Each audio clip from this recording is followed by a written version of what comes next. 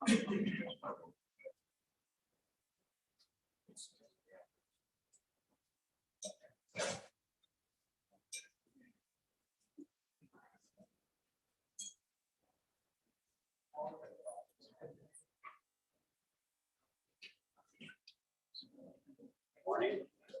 Good morning, everyone. Welcome. Thanks for joining us this morning. We're going to go ahead and get started. So I'd like to welcome all of you here with us today from Mayflower and all of those joining us on our live stream to our China Forum. My name is Andrew Bremberg, and I am the President and CEO of the Victims of Communism Memorial Foundation. It is my pleasure to officially welcome you to the DOC's 7th Annual China Forum. Before leading the DOC, I had the distinct honor and privilege of serving as the U.S. Ambassador to the United Nations in Geneva. And it was there during my time of service that I witnessed the sheer extent to which the rise and influence of the Chinese Communist Party has changed the world. The lives of just about every person on the planet has been impacted by China's meteoric ascent, and therefore it is imperative that we study and discuss China's place in the international community. Since Deng Xiaoping's proclamation that China would be beginning a period of reform and opening up, the course of history has been irrevocably changed. From Tiananmen Square to Xinjiang, from Tibet to Hong Kong, and from outer space to the phones in our pockets. The changes that China has undergone has created millions of victims of their own regime and impacted all of us in more ways than we may ever know. It is in this space, our China Forum, we must discuss and debate where the international community in China can engage while staying clear-minded about where we must compete and confront. DOC has gathered the best and brightest into one room to discuss and debate these issues, and that's something I couldn't be more proud of. Our invited panelists will share with you their expertise in their fields and cover the topics of technology, international governance, ethnic policy, forced labor, and finance. We welcome a conversation away from the contentious political environment that we all live in, and to focus on the real challenges that we face today. I'd like to just introduce some of you to victims of communism that may not be familiar with our organization. We were chartered by Congress in 1993 after the fall of the Soviet Union to memorialize and educate Americans about the 100 million victims of communism. Since that time, our organization has established a memorial here in Washington, D.C., on the corner of Massachusetts Avenue and New Jersey Avenue, close to Union Station, for a memorial modeled after the goddess of democracy from Tiananmen Square for all 100 million victims of communism. And since then, we have done education programming for both middle school and high school students and teachers to help them better educate and inform Americans about the victims of communism. More recently, we have expanded our Latin America program and, importantly, our China Studies program. The director of our China Studies program, Dr. Adrian Zenz, is with us here today, and we'll be hearing from him later at leading one of our first panel. And the latest initiative we at DOC have been engaged in has been our museum. From the inception of our organization, there was always the desire not just to memorialize victims of communism here in Washington, but to create a museum dedicated to all of its victims from around the world. I'm thrilled to tell all of you gathered here with us today that museum will be opening in the first quarter of 2022. Stay tuned for an exact opening date yet. We're thrilled that we will finally be able to open that museum. As I conclude, and I'll introduce our next speaker, I want us to all recognize we live in a very turbulent time in human history. But let's all reserve for this room a place to be dedicated to a professional and fruitful discussion. While there may be disagreements and compromises, but that is what democracy is all about. It's our hope and ambition that the China Forum will one day become a premier China-focused, academic, and policy-focused conference here in Washington, D.C., and that we will continue to gather together the best and brightest in the field, and to have in our audience everyone from whether a casual observer to the most seasoned China hand. So without further ado, let us engage in good faith with open minds and open hearts. Ladies and gentlemen, I'm happy to announce the commencement of the China Forum 2021. Thank you very much. So now I would like to introduce our first speaker, Dr. Edwin Fulner, who is the chairman of the Victims of Communism Memorial Foundation. While this man needs no introduction, I will briefly say Dr. Fulner has a storied career here in Washington in public policy, most notably having been the founder and first president of the Heritage Foundation. Dr. Fulner.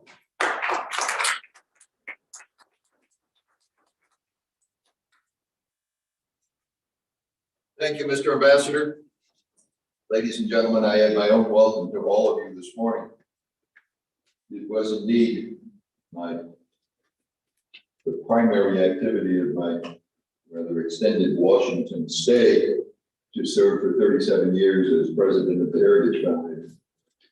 Early on in the course of that tenure, one of my senior mentors, man well known, I'm sure, to many in this audience, Richard B. Allen, former National Security Advisor, Deputy National Security Advisor to President Nixon and National Security Advisor to President Reagan, who then joined us at the Heritage Foundation.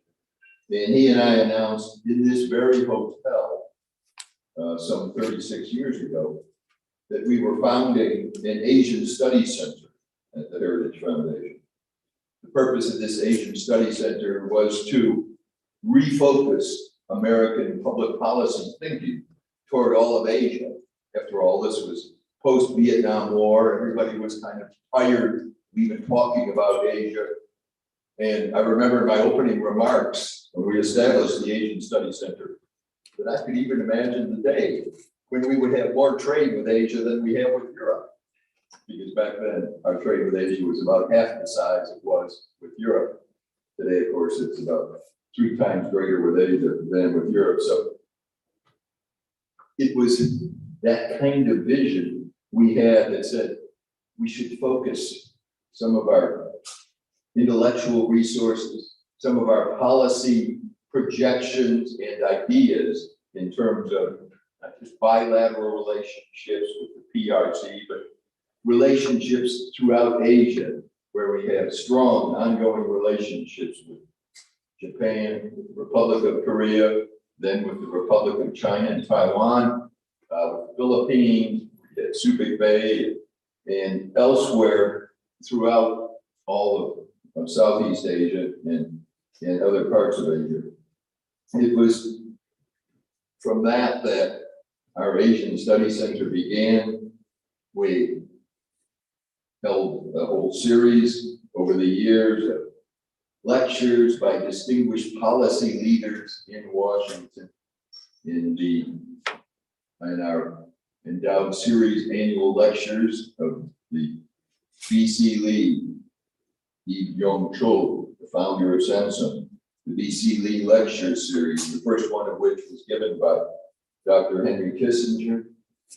Later participants in that were Chairman Jesse Helms of the Senate Foreign Relations Committee, Senator Joe Lieberman of Connecticut, and proving again that, hey, U.S. policy with Asia need not be a partisan issue. In fact, it should not be. It should be one, though, that engages all of us across the political spectrum in terms of our own perceptions and in terms of coming together.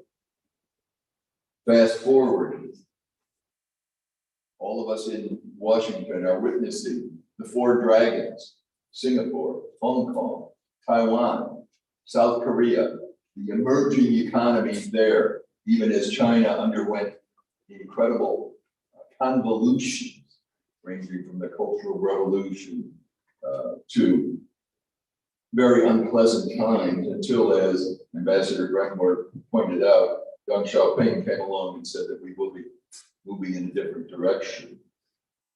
But But those four dragons, if you will, became patterns that we hope the rest of Asia, in fact, would follow.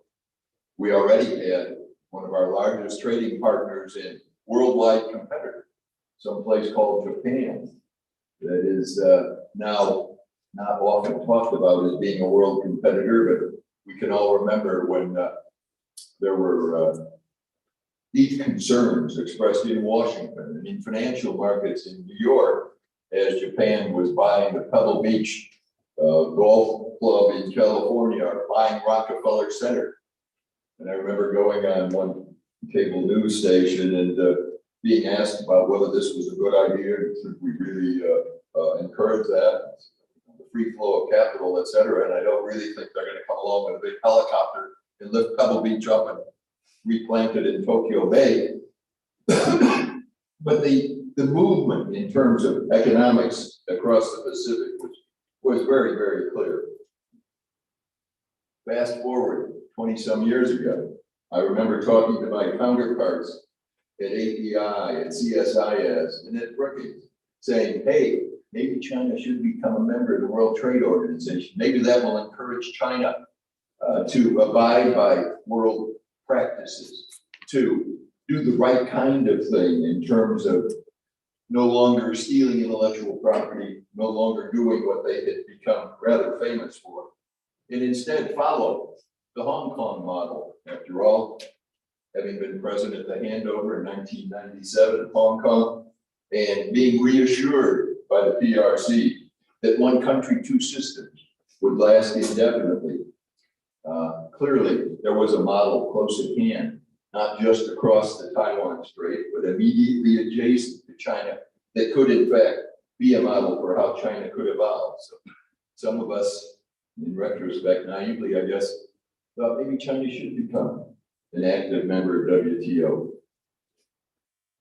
Today, China's membership in WTO, and we will be discussing this, I'm sure, in further detail today, remains a deep concern, at least to me, because China doesn't abide by the same rules. As a, quote, developing country, it doesn't have to have the same respect for intellectual property, for agreements with developed countries around the world that the rest of the world has. And so it hasn't quite worked out the way many of us had hoped and thought it would. Along the way, I had something over 100 trips at various, over the intervening 45 or 50 years to the Republic of China and Taiwan.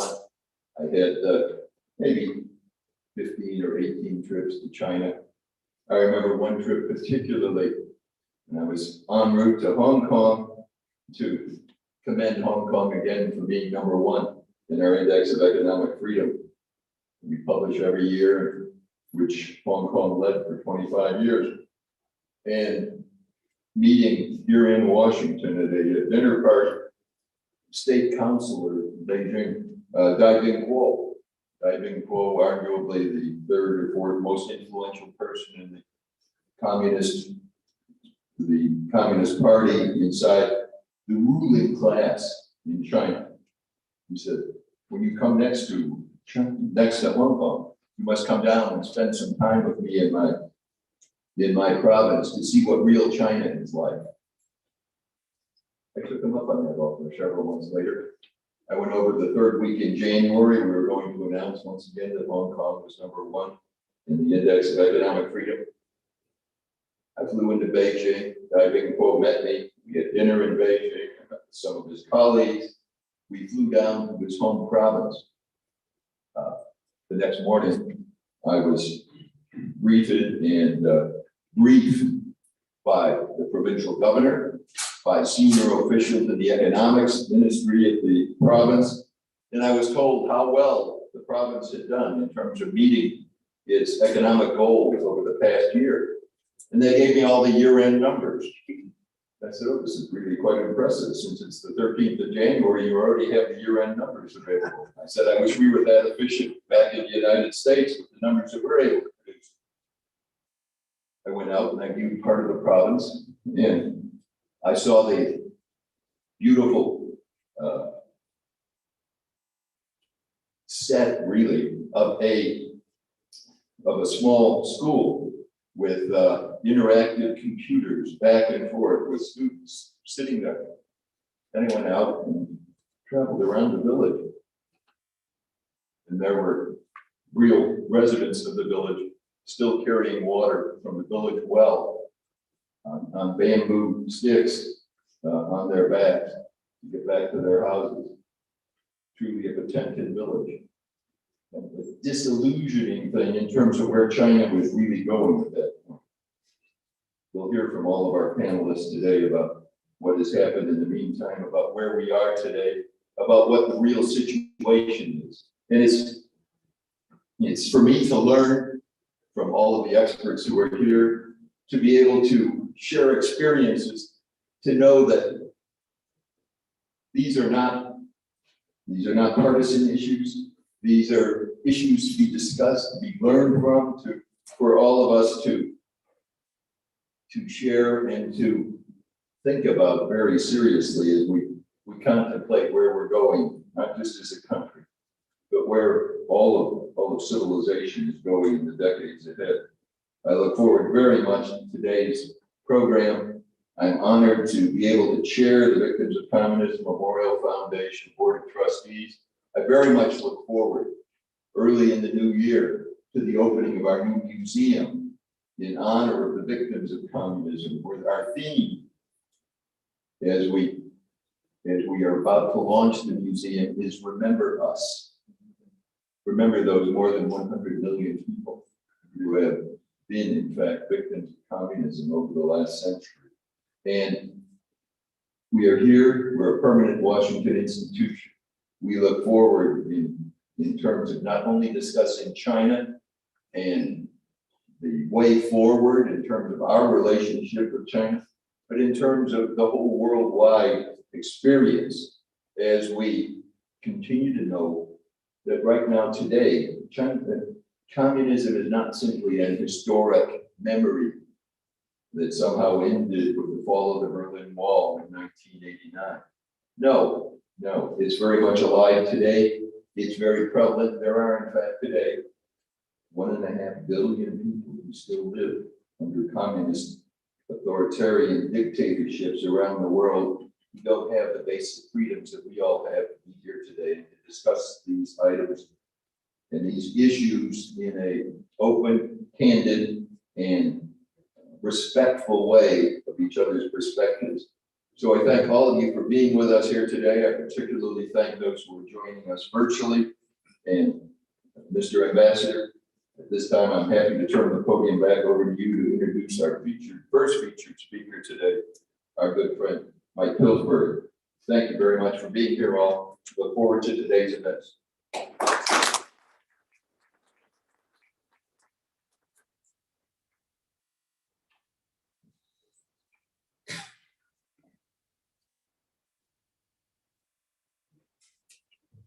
Thank you, Dr. Fuller.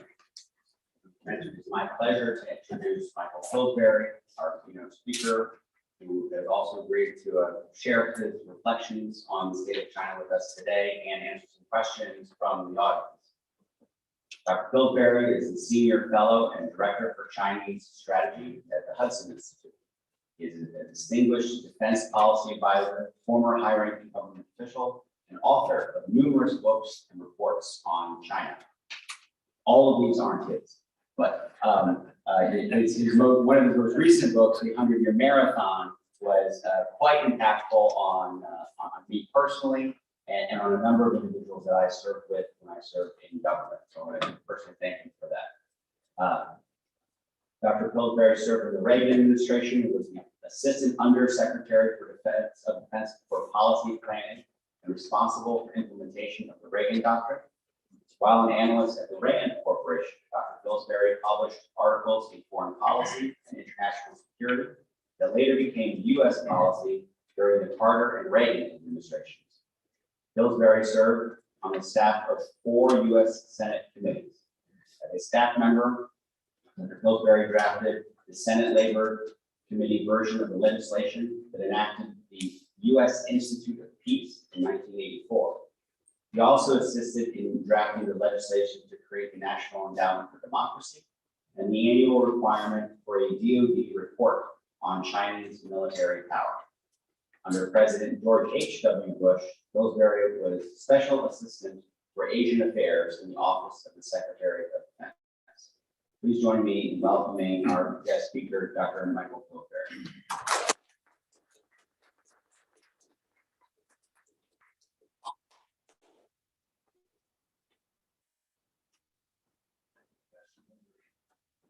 And in case all of you don't know, the ambassador deserves a medal or a trophy for his efforts to keep China from dominating all UN specialized agencies.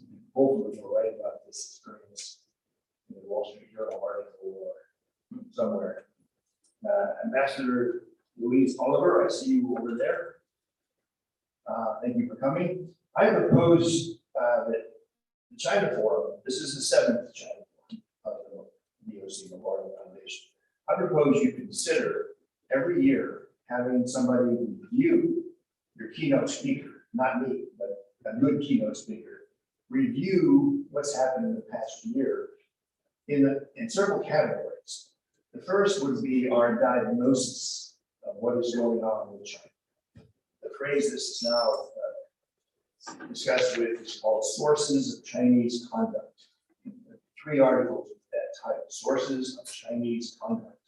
The articles, the authors don't agree with each other. It's a very important debate because we don't know the nature of the strategy of our, whatever it is, opponent. We're going to make mistakes in our own strategy. The debate over sources of Chinese conduct has been advanced, and I've brought along a number of books to hold up for you to show what has been learned in the past year or 2. In my own book, I took a stab based on interviews and Chinese documents. I made a controversial argument and was attacked 6 years ago in quite a few book reviews. Basically, they said, don't read this book. Unfortunately for the book reviewers, it became the best-selling book on China of all time. It has 2,000 reviews on Amazon just this morning. I got a huge advance on my next book saying, do more of that. What was so special about 100-Year Marathon is the idea of using declassified American archival material to show in the words of the American policymakers what they thought they were doing from 69. I start the story in 1969. There's more to that story. Not all, even Dr. Kissinger's materials are still being held back on China. So we have only a partial record. I did the best I could, but having known about some of these documents myself, I was able to, at the various presidential libraries, I was able to talk with the young staffers. They come back and say, no, there's nothing like that. And then I say, no, look at this file. And then the young archivist would come back and say, sir, we found this. How did you know that was there? So there's much more to be done on the diagnosis side about whether or not China has managed its relationship with America better than we have managed our relationship with China. And that's a long sentence, sorry. But my thesis is China has been managing us brilliantly while we have not, we, the U.S. government, have not understood what China is up to. That is the contentious controversy that I'm involved in. My opponents say no, China's, and I'm characterizing their views wrongly, I suppose they would say. They say China's not that smart. This is a poor, backward, peasant society with only a few platitudes in their head from Sun Tzu, Art of War. They can't possibly be managing, outthinking, and out-strategizing the great United States of America. That's controversy number 1. 4 books come out in the past year that are coming in my direction. They all give evidence. Sometimes citing my book, sometimes they'll say, Dr. Pillsbury's book was wrong in so many ways, it was slipshod, it was not good, but China is out strategizing us. So that's movement in our debate about China and the diagnosis part of the story. Now, there are other issues under diagnosis. How is China doing vis-a-vis the United States? Here we have a massive difference. Two of the books, one of my favorites, I'm going to hold up. There's a thesis that China is going to collapse. There are several books. One book even has that title, Coming Collapse of China. A lot of books in this category undermine the need to do anything about China. They're going to collapse. Why bother our pretty little heads about it? A rather brilliant book came from Thomas Orlik, O-R-L-I-K, Bloomberg's reporter, Bloomberg's economist in Beijing for many years. China, the bubble that never pops. He lays out just how smart Chinese economic policymakers are, and he contrasts media coverage of China. They're about to collapse. Xi Jinping is doing this. Now they're going to be down for sure. He says every time that happens, the Chinese economic managers save the day and continue their astonishing growth rate. So this is quite the debate, isn't it? There's a new book I didn't bring today called Unrivaled, all positive indicators in which America is ahead of China. But that's balanced by other books saying no. And here we have some interesting single sentence diagnostic comments. One from Donald Trump and one from Joe Biden, right on this issue. I'll give you the exact words I recall. Trump said this 9 times. He keeps count. Mostly on Fox News, a couple times in speeches. If Hillary Clinton had won the election, China would be surpassing us now. It's not going to happen on my watch. Unquote. Notice that phrase, on my watch. 3 months ago, Joe Biden in a TV interview said we must compete with China. It's not my phone. We must compete with China. They want to surpass us. I'm quoting Joe Biden now. It's not going to happen on my watch. Now, there's a touch of plagiarism maybe on the phrase on my watch. But what do we have here? 2 presidents not agreeing with the China collapse theory, agreeing more with they're determined to do this. We better do something to stop it. So let me skip the diagnostic debates and get over into the next category, which you might call the prescription part of it. Doctors diagnose and they prescribe. The recommendations. Here too, there's a massive debate going on. Some of these new books show us the issues.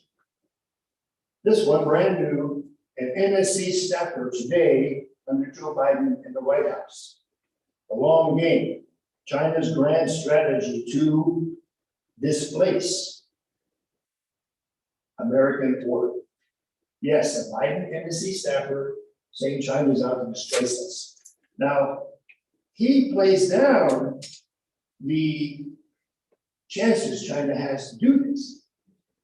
So he's in the camp of, they can't surpass us. He doesn't agree with his own boss, Joe Biden. Of course, he's only been at the NSC a couple months. Maybe we should give him time to give some interviews. The recommendations that are getting increasingly harsh, and I'm going to stay for the panel discussions, are the ones about Taiwan. The old view was, and I attacked this in my book, the old view was Taiwan is impossible for China to invade successfully. They'll never try it. They just want prosperity. Taiwan will be polite in its declarations of status. This really can't happen. It's very strongly said by spokesman of the George W. Bush administration. By the way, it's used to block arms sales to Taiwan requests. That's part of the prescription or the recommendations. Now, we have a new book just out the past month by the former Deputy Assistant Secretary of Defense for Force Planning and Strategy, Bridge Colby, Yale University, Strategy of Denial, New Strategy toward China. he thinks DoD should follow. His chapters on Taiwan say we will probably need to recapture, that's the big word, recapture Taiwan after a successful Chinese communist invasion that takes up to half the territory of the island. They will have to recapture, try to form a coalition with Japan and other countries. This is a very different scenario than any former Defense Department official has provided. It's echoed by a Rand Corporation study called the China American Military Scorecard. It shows in almost every category, China surpassing America in the military balance. So you can see, I'll give you one more example in the prescription recommendation area. Two days ago, I think it is, Washington Post, front page, John Hudson, Ellen Nakashima, long article, the headline, sort of fight inside Biden administration on China policy. Extremely interesting, as a number of off-the-record members of the Biden White House attacking each other.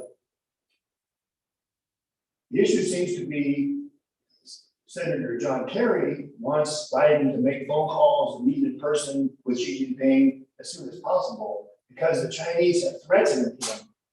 And to give some of the quotes in the article, there'll be no progress on climate change, especially at Glasgow, unless you change the following policies. The Trump policies, Hong Kong. I don't need to go through the list. So you would think John Kerry would say, the hell with you guys. No. The article portrays him as having a conflict with National Security Advisor Jake Sullivan and his allies who say, no, we shouldn't be meeting with Xi Jinping right now. And we need to stick to our guns on all these policies, which they don't say, but it's true, all came from the Trump administration. The quote at the very end of the piece says, the battle is between those who want to stop buying polysilicon, which goes into solar panels, the article says, and block an act in Congress that has a majority apparently in both houses to sanction buying products from Uyghurs. So it's Uyghur genocide versus we need the polysilicon for our solar panels. We have no other source to China, the Kerry people are saying, and need progress at Glasgow. We'll know probably within a few days how this debate goes in time for the 8th annual For China Forum of the Victims of Communism Memorial Foundation.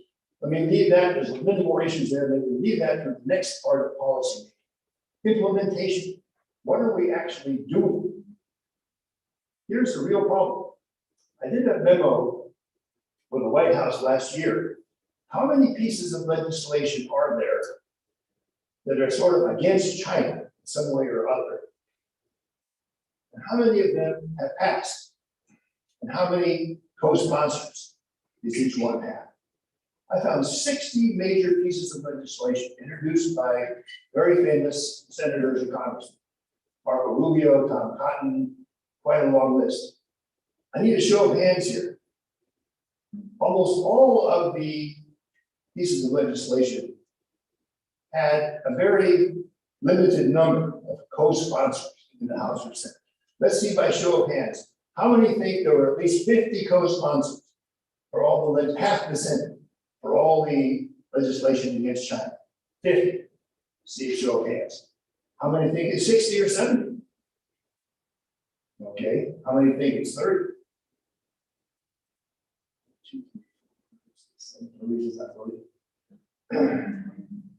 How many think it's 10 co-sponsors?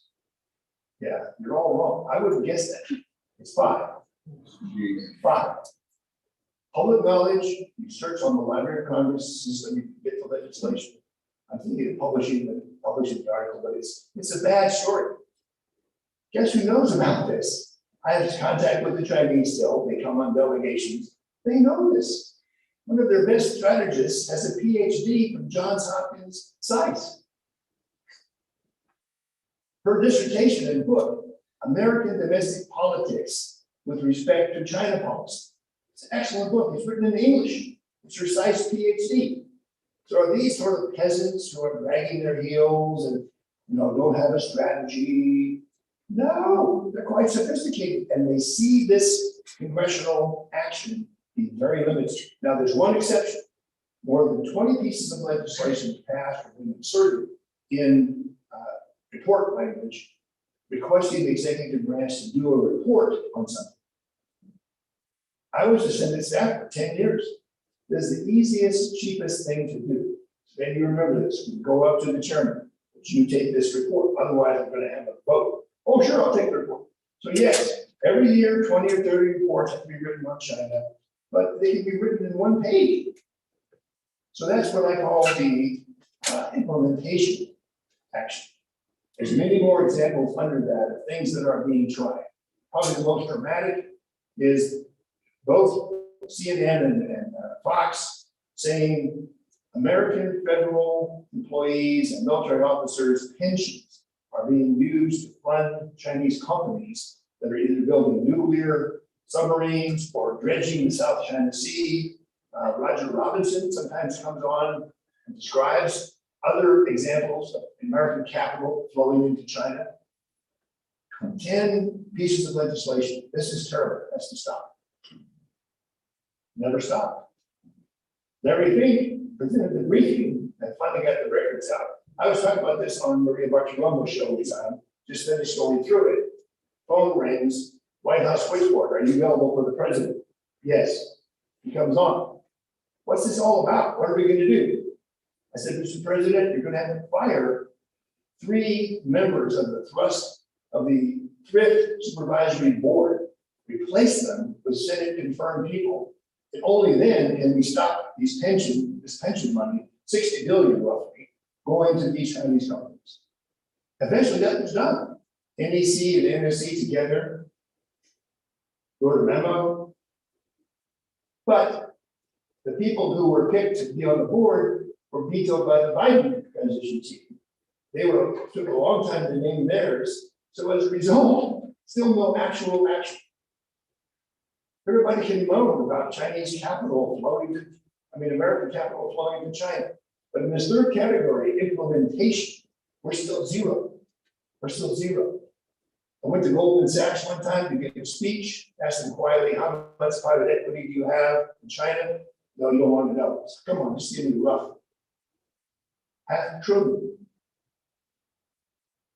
Chinese equities, Chinese stocks on the New York Stock Exchange. Total 1.1 trillion. Has any of that been stopped by the government? No. No.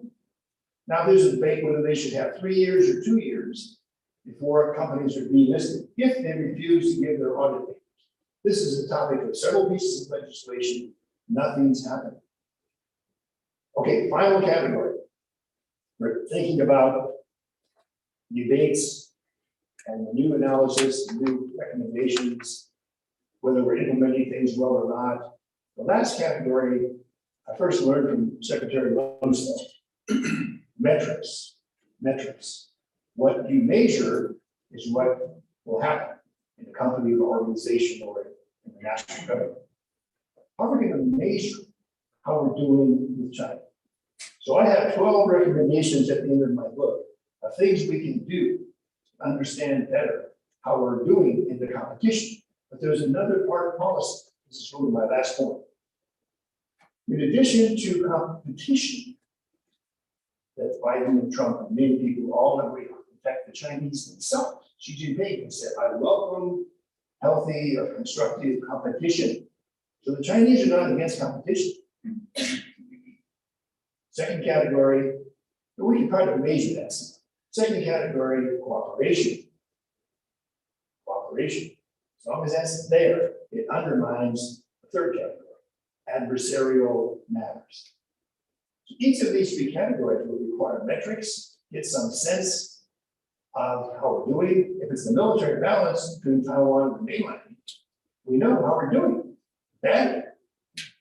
So for each of these areas, the China Forum 8th annual session, it seems to me we should get a better keynote speaker than me and look at some of these areas as progress in our understanding of what's going on. Let me just tell you 2 other books, much worth reading. Josh Rogan, frequent speaker here. I think he's once a keynote speaker at the China Forum. He purports to tell the story of what Trump tried to do on China, insofar as he can figure it out in interviews. Another Biden NSC staff member sits next to the NSC staffer whose book I just held up. This is fabulous. Julian Gewirtz, Harvard Society Fellows, his mother Zoe Baird, unlikely partners, Chinese reformers, Western economists, and the making of global China. Takes you right in the room on a number of debates the Chinese are willing to reveal back in the 70s and 80s. He shows the fight between reformers and what you might call the hawks on economic and trade policy, and how America could get into that battle. Some of the senior Chinese involved have PhDs from American universities. President Trump got to know this because the Chinese delegation that came headed by Liu He was very large, sometimes 20 people, and they would bicker among themselves right in front of the Americans. So they got the idea, oh, and President Trump was probably the first to point this out, as far as I know. These people have different views about WTO, trade, how much to reveal about what they're doing. So this is highly worth reading. He's clearly a man of the left. He wants to be friends with China, but he basically says the reformers in Beijing have lost. Many are in jail. Many were never recognized by the West. They're sort of anonymous heroes who wanted to make China policy better for us, although they wouldn't phrase it that way, and they lost. And he's trying to tell the story of what happened. Okay, I said we could have a couple of questions if there's time, Ambassador Goodberg. And whoever asks the best couple of questions gets a free copy of the 100-Year Marathon, even though my critics have said, don't read that book. Okay. Great. We've got a microphone coming around. Raise your hand. If you want to call on the audience, please feel free. Okay, right here. Go know your name. Long way for the microphone to get there. My name is Peter Humphrey. I'm an intelligence analyst and a former diplomat. We have virtual guests, so let's do the microphones, they can hear you. About 50 years ago, we made a strategic decision that the Soviet system was incompatible with civilization in the long term. We put all sorts of energy into defeating it and breaking it.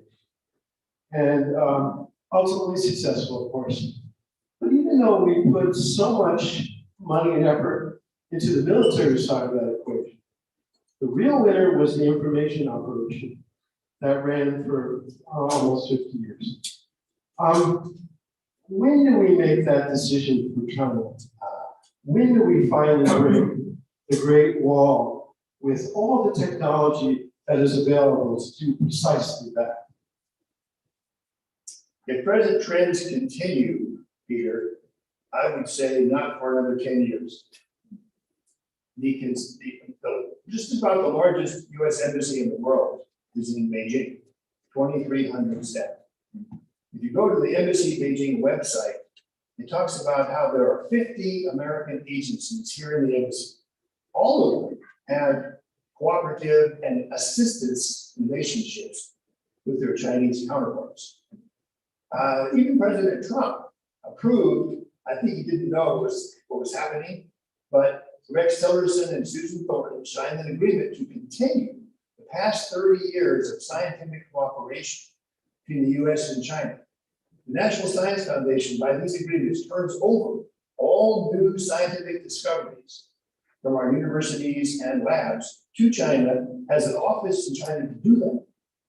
This is covered in our embassy publications in China. Look what America is doing to help you. This is a long way from the kind of words you're using. So there's no real program now. There's something called the Global Engagement Center. I don't think the Biden team has named the new director. They ousted the Trump director. It does very little on China. Focuses mainly on counterterrorism, Russia, other themes. So Congress this is back to the examples of legislation. A number of House and Senate drafts exist, pretty much the same words you use. We need an information warfare or operation or something against China. Doesn't break my rule, 5 co-sponsors. Sorry for